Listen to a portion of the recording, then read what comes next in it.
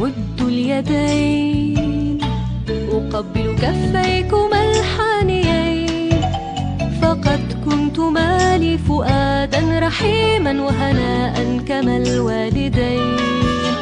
أمد اليدين لمن أنار لي العينين، لمن ربياني ومن علماني وجادا كما الوالدين.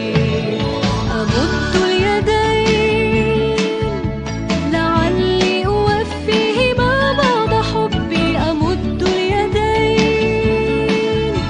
وأدعو دعاء بأعماق قلبي، ويدعو لساني وكل كياني، فيا رب كافئهما